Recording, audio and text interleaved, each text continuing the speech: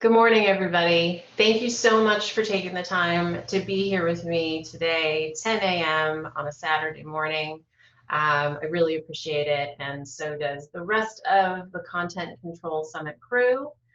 And before I get started, I am going to tell you who I am. My name is Tara Johnson, and I own AlchemyThree, which is a digital marketing agency. We provide managed marketing services for our clients in addition to brand support, and we love helping businesses who do great things in the world.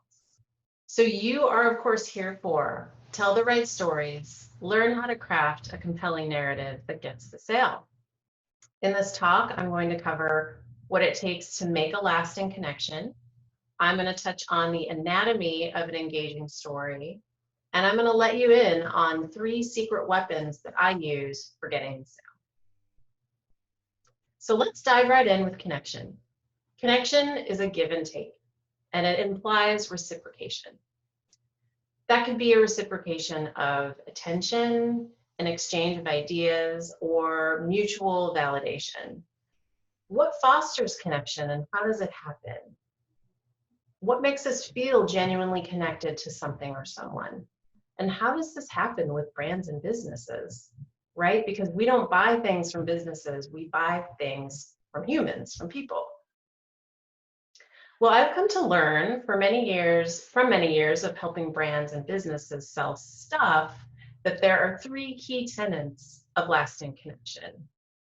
The first one is genuine human interaction. The second is authenticity and transparency. And the third is the careful articulation of a pain point or struggle. Now, in order to illustrate these concepts, I'm going to tell you my absolute favorite brand story, which comes from a nonprofit called Charity Water. At the top, I do want to say that I am barely scratching the surface here. And if you're interested, I will share a link with the group to a phenomenal talk that was given by the founder of Charity Water. I got to see it in person. It was fantastic. So I'll pass that along if you'd like to see it. So we're going to kick this off with the setting and the pain point. Back in the 90s, Scott Harrison, the gentleman you see on the right, was a club promoter in New York City. He was paid astronomical amounts of money to get beautiful people into these New York City nightclubs and to get them to buy lots of booze. He made amazing money, and from the outside had it all.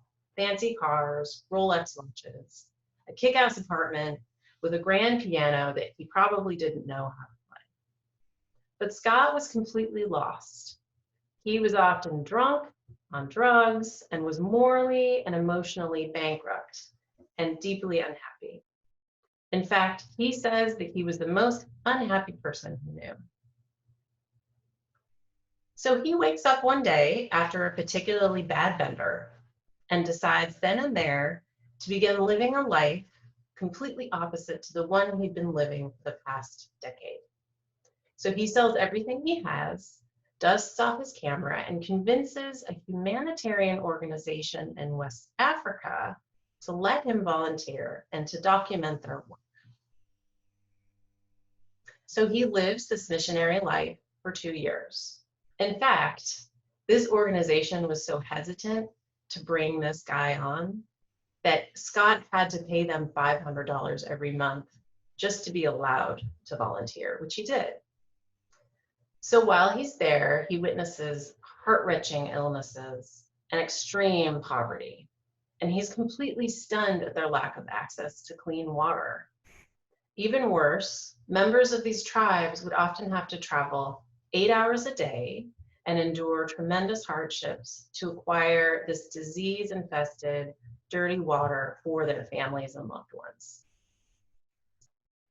So Scott returns to New York City and leverages his connections and skills as a club promoter and founds Charity Water. He tells his story unabashedly. He restores trusts in charities with his 100% transparency business model, which ensures that all donor contributions go straight to these clean water initiatives. So that's the story. And now I want to reframe the telling of the story reframe the telling of this story within the 3 tenets of lasting connection. So just to recap, we're looking at human interaction, authenticity and transparency, and the articulation of pain points or struggles. So human interaction, right? So when your work is rooted in something real, boots on the ground, pain points and specific problems felt on a very deep and visceral level, this shows your audience that you're not afraid to get your hands dirty, and you will go above and beyond. You feel their pain because you've been there. So for those of you selling services, you can also think of this as that kind of specialness that you bring to the table, right? That delight that you bring to the experience. This can come in the form of personalized messages, recognition, so little things, unexpected things that you do to make sure that your customers feel heard and valued. And for Charity Water, this is very clear. The work is rooted in a passion for providing clean water for all, and it originated within the founder's personal transformational experience. And the magic of the story is in the founder's honesty and vulnerability. I do think that that vulnerability piece is key, right? When you're not afraid to let your guard down, when you're not afraid to tell people about your failures and your shortcomings and the hurdles that you had to overcome. It's that humanness and the beauty of the cracks in the story that make it compelling and memorable. So authenticity and transparency. At the very heart of true connection is the ability to be authentic, real, and again, vulnerable. These brave qualities build trust and forge relationships quicker than any approach. Scott Harrison in Charity Water does this by telling Scott's story, warts and all. He's honest about his failures and his inner turmoil, and it's the organization's transparency that revolutionized the charitable and philanthropic world. And of course, there's that extreme transparency, right? Which builds that extra layer of trust. And to this day, Charity Water and their business model ensures that all of their donor money goes straight to clean water projects. They even go so far as to provide detailed information and GPS coordinates for each clean water site, which is super, super cool. And lastly, we have that crystal clear clarity around the pain point and struggle felt by the people who are served by this organization. So as marketers, artists, and developers, we know that an image speaks 1,000 words. I mean, could you imagine giving your baby a bottle that looks like this, teeming with bacteria and disease? Again, more visual storytelling from Charity Water. They make these really striking juxtapositions between communities who have access to clean water and those who don't, right? The communities who have access, that would be us, right? We take it for granted. We turn on the tap and there's this gloriously clear crystal water. But can you imagine having to drink the water that looks like chocolate milk, right? What about having to walk 8 hours a day just to get that dirty water? So I know some of you are saying out loud to yourself, of course, in the privacy of your own home, maybe you're in your pajamas, yeah, that's great, but this guy has an amazing story, right? Not many of us have an incredible transformational story like this to share. I just sell services, websites, online courses. Well, I'm in that same boat with you, and I want to ask you this. Number one, are you passionate about what you do? Did you have to overcome something to get to where you are right now? Are you running your own damn business right now? Then you have a story to tell. That's it. It's just a matter of pulling out the compelling pieces of that story. So now let's take what we learned about connection and add another layer. as we consider the anatomy of an engaging story. So this is part 2 of the talk, the anatomy of an engaging story. So the human brain is wired to respond to well-crafted narratives. And the compelling stories that really stick in our brains are centered around conflict and change. It's all about overcoming something and experiencing a transformation. And that could be on a very small scale, and that could be on a very large scale. So the 5 components to an engaging story include the setting, the pain point, the quest, and the solution. So now let's consider a narrative that's centered around a small business selling a product or service. So for the sake of this exercise, let's suppose that you are an art educator and parent in the midst of a pandemic. Let's go with that. You see and hear about other parents all over the world struggling to keep their kids on task with homeschooling. Is anyone familiar with this scenario? The internet is awash with memes like this. This absolutely sums up my life in a nutshell. I'm at home running a business. I have 2 kids and we just got a puppy. And there are days where I'm like, what in the actual, what am I doing right now? So you are this art educator at home, right? So you partner with your 8-year-old and you set out to create a series of simple yet amazing courses. These are online videos that walk parents and kids through awesome activities with everyday items that can be found at home. Now you've created this thing and you need a narrative that will help to attract your target audience.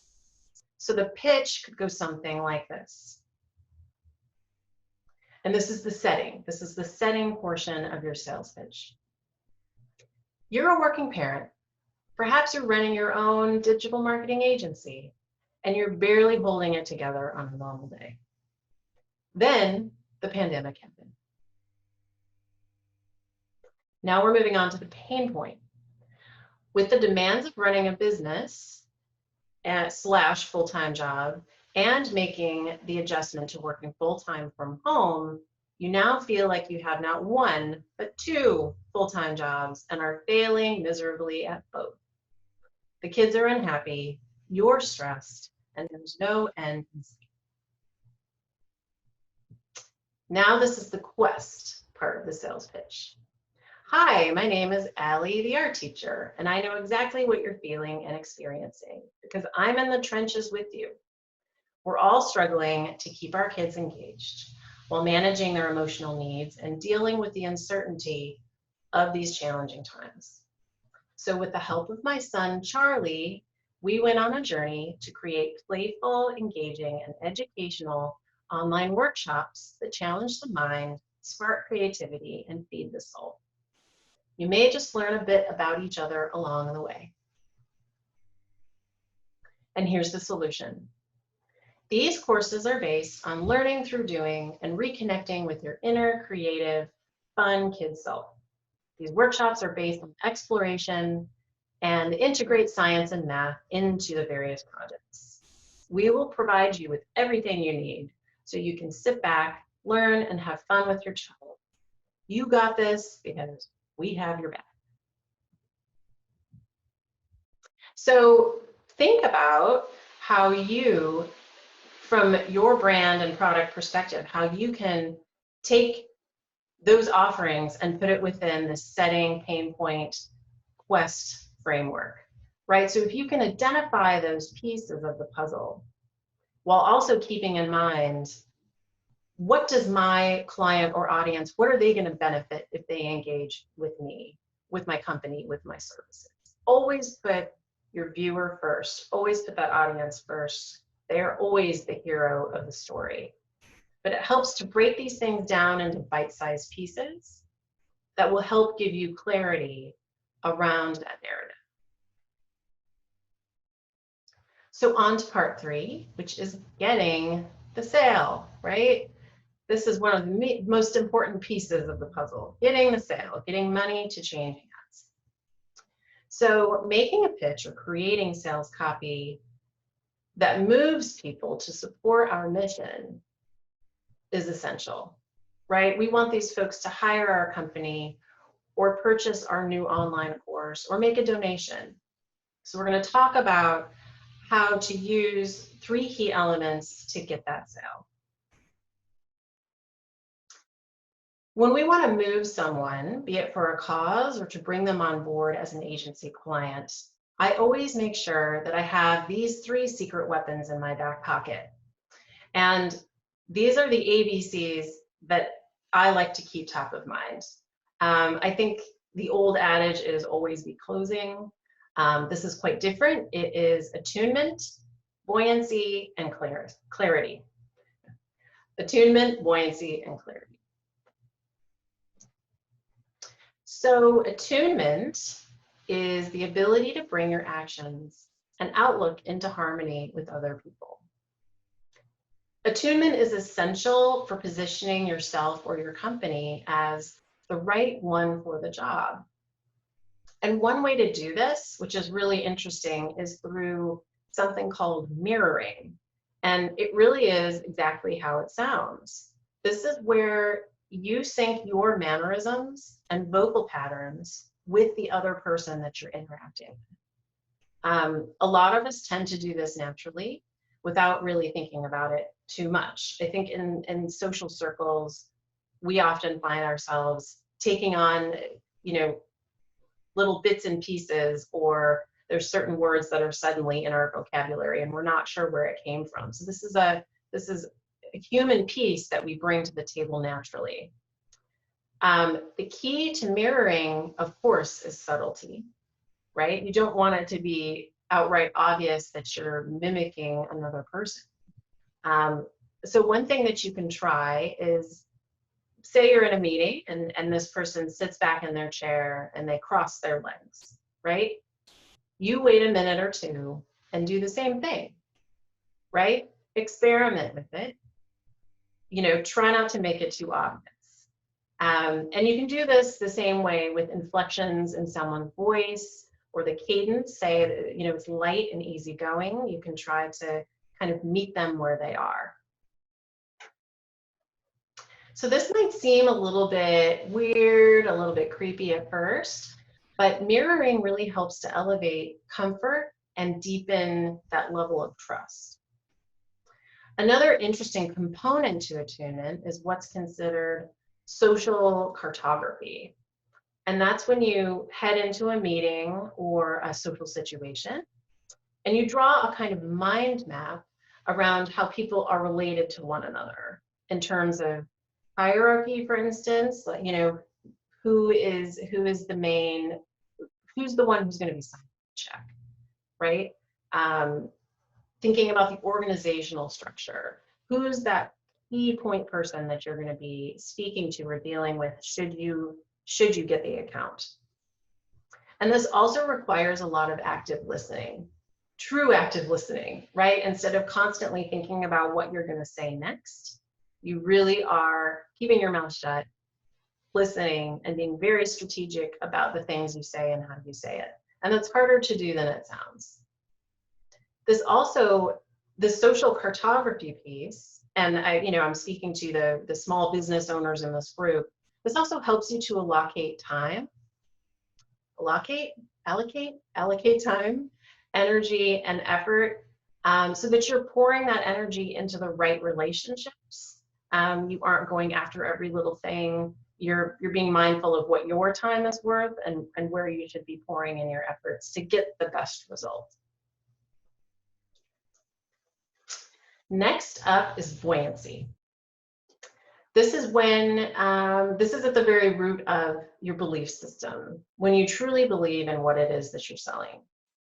Now, this seems like a no-brainer, of course, but the truth is, we all suffer from negative self-talk and imposter syndrome at one point or another.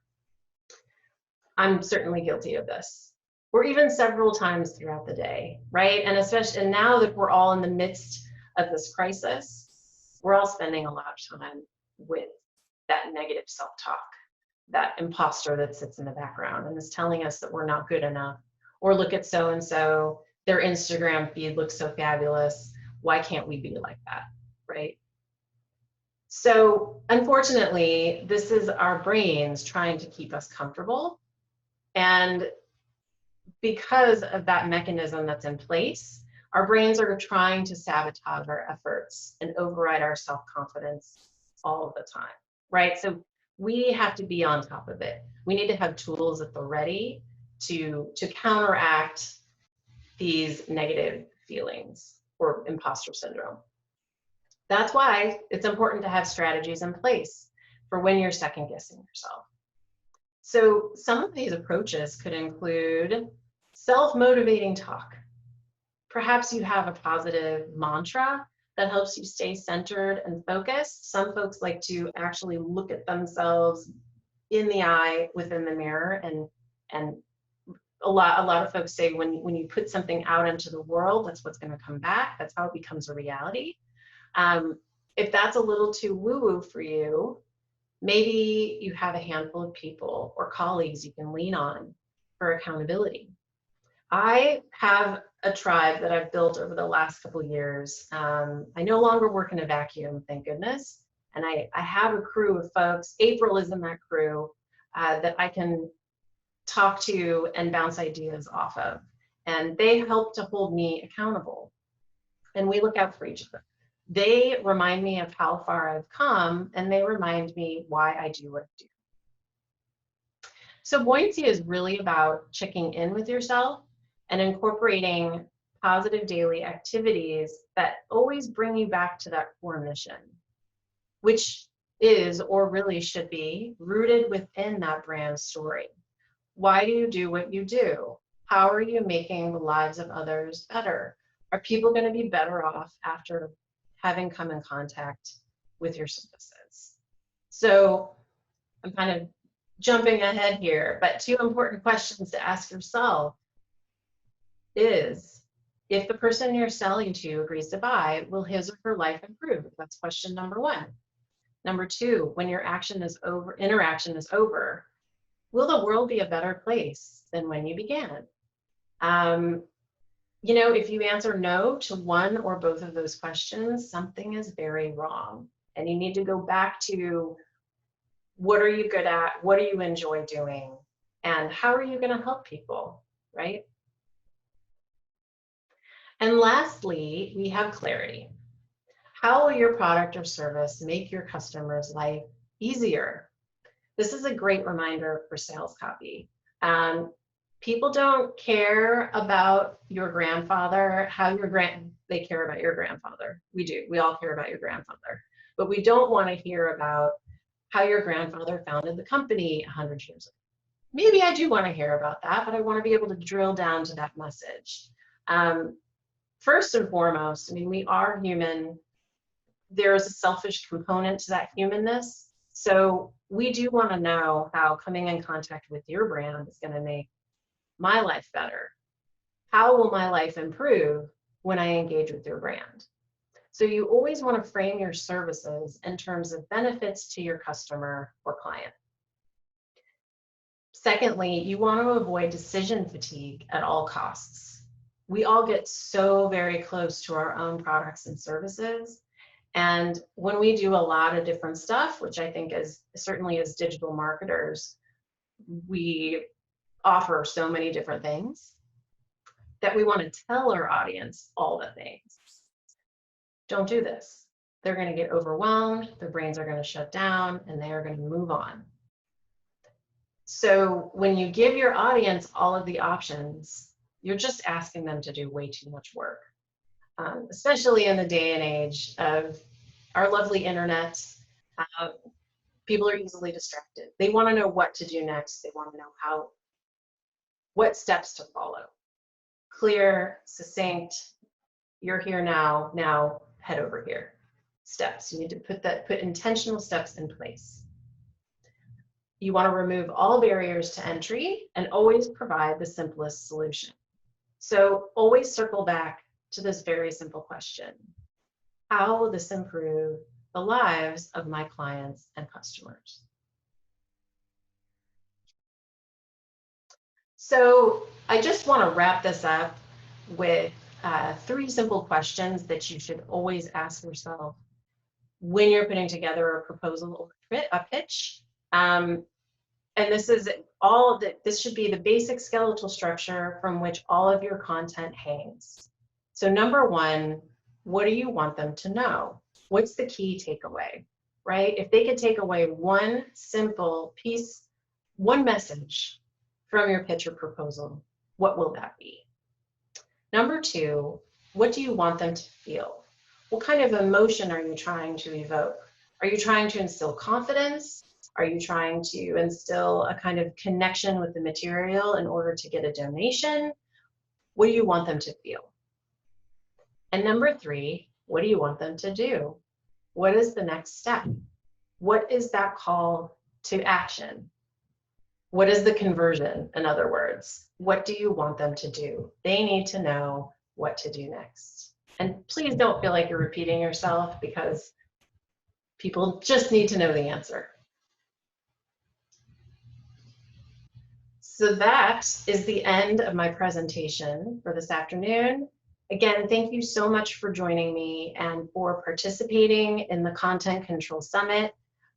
Everyone here thanks you. I'm so excited to be part of this.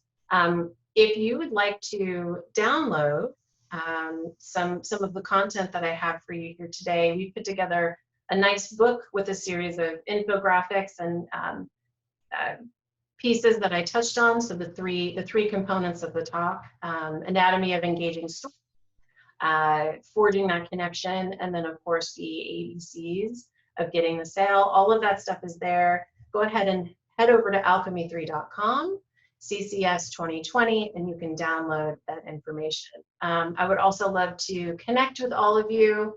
Please give me a shout out studio. Head over to AlchemyThree.com to learn more. And again, thank you so much. I look forward to connecting with all of you. Have a great rest of the summit.